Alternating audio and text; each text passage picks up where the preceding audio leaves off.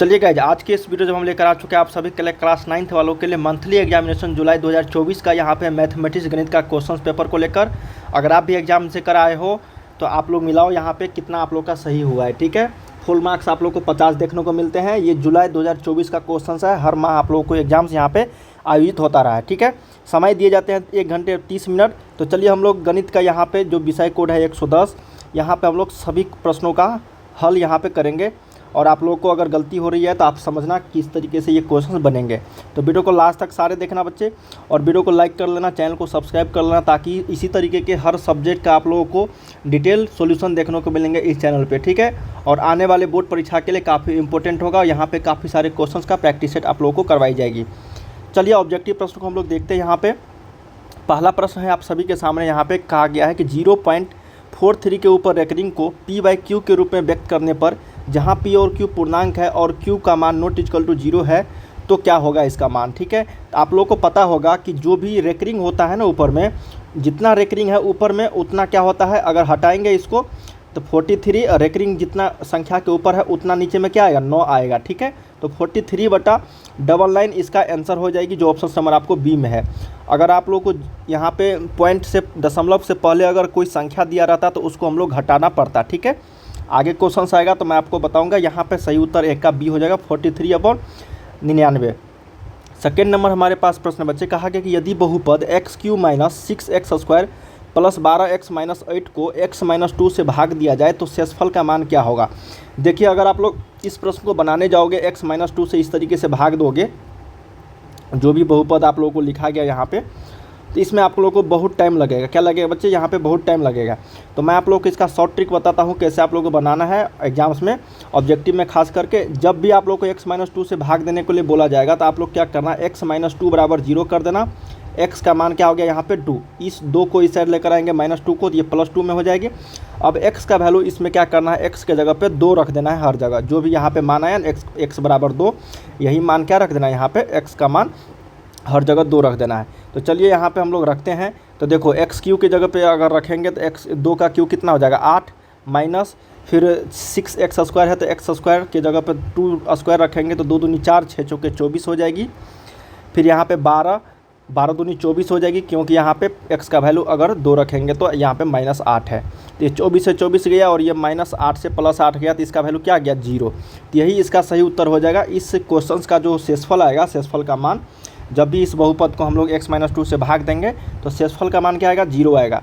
ठीक है, इस तरीके से आप लोगों को जब नहीं समझ में आ रही तो आपको बनाना है। ठीक है, एग्जाम्स हॉल में। चलिए थर्ड नंबर हमारे पास प्रश्न बच्चे कहा गया है कि यदि भाजक बराबर 5 है, भागफल बराबर 7 है, शेषफल बराबर 4 है तो भाज्य बराबर क्या होगा। तो भाज्य बराबर हम लोग जानते हैं भाजक गुने भागफल। तो भाजक कितना है 5, भागफल कितना है 7 प्लस शेषफल, शेषफल कितना है 4। तो 5 × 7 + 4 कितना हो गया 35, प्लस 4 कितना हो गया ये 39। यही इसका सही उत्तर हो जाएगी। भाज्य बराबर क्या होता है सूत्र, भाजक गुने भागफल प्लस शेषफल। ठीक है, फोर्थ नंबर है कि कार्तीय तल के किस पाद में भुज और कोटि दोनों ऋणात्मक होते हैं। जैसे यहाँ पे मान लेते हैं कि ये x एक्सिस है और ये आपका y एक्सिस है, इसमें आपको प्लस प्लस होता है, इसमें आपको माइनस प्लस होता है ना, इसमें आपको माइनस माइनस होता है, इसमें आपको प्लस और माइनस होता है।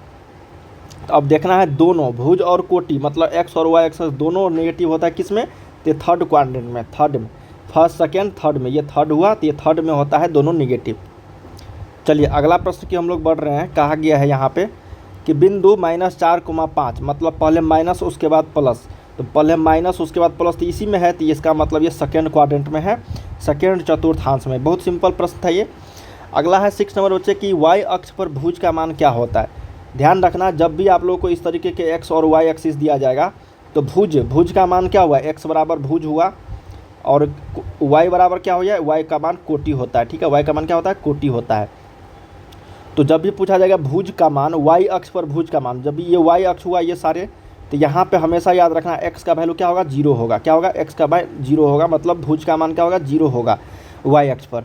तो यहाँ पे 6 का सही उत्तर क्या होगा, C होगा। ठीक है, चलिए 7 नंबर प्रश्न बच्चे कि त्रिभुज के तीनों कोणों का योगफल कितने समकोण के बराबर होते हैं। देखिए त्रिभुज के तीनों कोणों का योगफल टोटल होता है 180 डिग्री और एक समकोण होता है 90 डिग्री के बराबर। ठीक है, तो 180 में 90 से कितना गुना करेंगे या भाग देंगे दोस्तों, तो ये आ जाएगा आपको कितने समकोण के बराबर। तो 180 में एक समकोण होता है 90 डिग्री के बराबर, तो ये एक में 180 में 90 से भाग देंगे तो 2 आ जाएगा। तो इसका मतलब 2 समकोण के बराबर होगा। क्या होगा यहाँ पे? 2 समकोण के बराबर। किसी भी त्रिभुज के तीनों कोणों का योगफल कितने समकोण के बराबर होता है? 2 समकोण के बराबर। ठीक है, त्रिभुज के तीनों कोणों का योग 180 डिग्री और एक समकोण 90 डिग्री के बराबर। चलिए अगला देखते हैं। प्रश्न हमारे पास है कि यदि 2 रेखाएं परस्पर एक दूसरे को काटती है तो वो कौन सा कोण बराबर होता है? देखिए, जब 2 रेखाएं आपस में एक दूसरे को काटती है ना, तो हमेशा इसके क्या होता है आपको, तो जब भी एक दूसरे को परस्पर काटती है इस तरीके से, ठीक है ना, तो ये शीर्षाभिमुख कोण क्या होता है इसका? शीर्षाभिमुख या फिर सम्मुख कोण जिसको हम लोग बोलते हैं, ये बराबर होता है आपस में। क्या होता है? बराबर होता है। ठीक है, इस तरीके के हुआ जब भी 2 रेखाएं परस्पर, तो एक दूसरे को इसी तरीके से काटेगा या फिर इस तरीके से काटेगा। ठीक है, तो जब भी काटेगा एक दूसरे को तो उसका जो सम्मुख कोण होता है ना, सम्मुख कोण मतलब जिसको हम लोग शीर्षाभिमुख कोण भी बोलते हैं, वो कोण एक दूसरे के बराबर होती है। अगला है समबाहु त्रिभुज के किन्हीं 2 कोणों का योगफल कितना होता है? तो समबाहु त्रिभुज जो होता है बच्चे, ये आपको 60 डिग्री के बराबर होता है एक कोण, 60 60 60। तो किन्हीं 2 कोणों का योगफल, तो मान लेते ये ए है और ये बी है और ये सी है, तो किन्हीं 2 कोणों का योगफल कितना होगा? 120 डिग्री के बराबर होगा ना। 60 + 60, चलो तो एक कोण ए प्लस कोण बी जोड़ लो या फिर कोण ए प्लस कोण सी जोड़ लो, तो ये सारे क्या होगा? 120 डिग्री के बराबर होगा।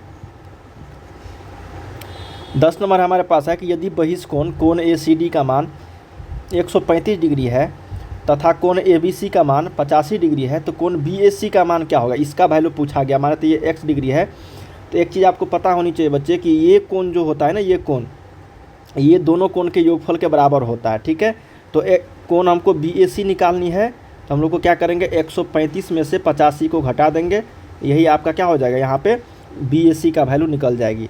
तो यहाँ पे 5 में से 5 गया 0, 13 में से 8 गया 5, ये 50 डिग्री इसका क्या हो गया? आंसर हो गया। ठीक है, 10 का सही उत्तर आपको सी करेक्ट हो जाएगी। 11 नंबर है कि त्रिभुज बी ए बी सी में भुजा बी सी को बिंदु डी तक इस प्रकार बढ़ाया गया है कि बहिष्कोण कोण ए सी डी का निर्माण होता है। ठीक है, तथा कोण बी ए सी और कोण ए बी सी का मान क्रमशः इतना है, तो कोण ए सी डी का वैल्यू क्या होगा? बहुत ही सिंपल है, अभी जस्ट इसी का ये उल्टा प्रश्न कहा गया। मान लेते हैं ये कोई त्रिभुज है बच्चे, ए बी और सी, कहा गया है कि बी सी को डी तक बढ़ाया गया, इसको डी तक बढ़ाया गया, इसी का वैल्यू हम लोगों से पूछा गया। देखो ना, कोण ए सी डी का वैल्यू मान लेते हैं ये x डिग्री है और कोण बी ए सी का मान ये दिया गया है आपको 63 डिग्री और ये दिया गया है आपको कितना? 42 डिग्री। तो सिंपल है, कोण x का वैल्यू क्या हो जाएगी? दोनों का योगफल के बराबर। अभी जस्ट हम लोगों ने पढ़ा 63 + 42, तो इस दोनों को जोड़ेंगे तो ये हो जाएगा आपका 3 2 5 6 4 10, 105 डिग्री के बराबर हो जाएगी। ठीक है, 11 का ए। चलिए 12 नंबर देखते हैं बच्चे। कहा गया है कि किसी त्रिभुज में समकोण की अधिकतम संख्या हो सकती है। अभी जस्ट हम लोग पढ़े हैं किसी भी त्रिभुज में समकोण की जो अधिकतम संख्या हो सकती है केवल एक ही होता है। ठीक है ना, केवल और केवल क्या होता है? एक ही होता है बच्चे। ठीक है, ए बी सी, तो ये अगर समकोण होगा ना तो दूसरा समकोण नहीं होगा, क्योंकि 3 कोणों का योगफल होता है आपका 180 डिग्री।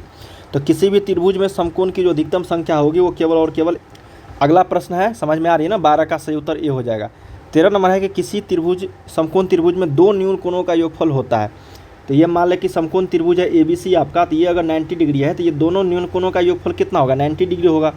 जब एक कोण ऑलरेडी 90 डिग्री है बच्चे, तो दोनों कोणों का मान कितना होगा? 90 डिग्री। 180 डिग्री पुराने के लिए, ठीक है ना, लाने के लिए, तो ये 90 डिग्री 13 का डी करेक्ट होगा। अगला है 14 नंबर कि किसी त्रिभुज का एक कोण अगर 110 डिग्री है तथा अन्य 2 कोण बराबर है तो प्रत्येक कोण की माप क्या होगा?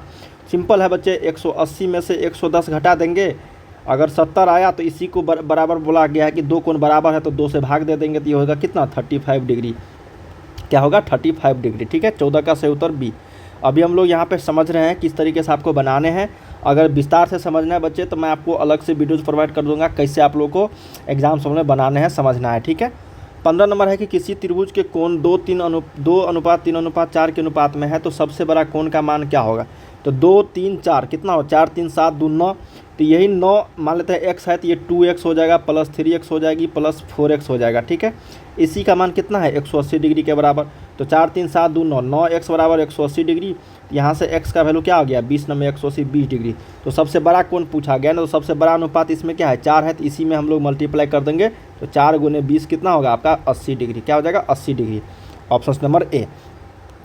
16 नंबर है कि किसी त्रिभुज में कम से कम न्यून कोण की संख्या कितनी होगी? तो देखिए 90 डिग्री से कम होता है, ठीक है ना, किसी भी त्रिभुज में न्यून कोण, किसी मतलब न्यून कोणों का मान जो होता है वो 0 से लेके 90 डिग्री के बीच में होता है, ठीक है। तो 0 से 90 डिग्री के बीच में अगर हो गया न्यून कोण तो तीन कोण होता है किसी भी त्रिभुज में, और तीनों जो कोण अगर 90 डिग्री से छोटा होगा, मान लेते हैं 60 डिग्री होगी, तो वो 3 न्यून कोण हो सकती है। तो बोला गया है कि किसी त्रिभुज में कम से कम कितने न्यून कोण हो सकती है, तो 3 हो सकती है। कितने हो सकती है? 3 हो सकती है। 16 का ऑप्शन हम आपको सी के साथ चलेंगे, ठीक है।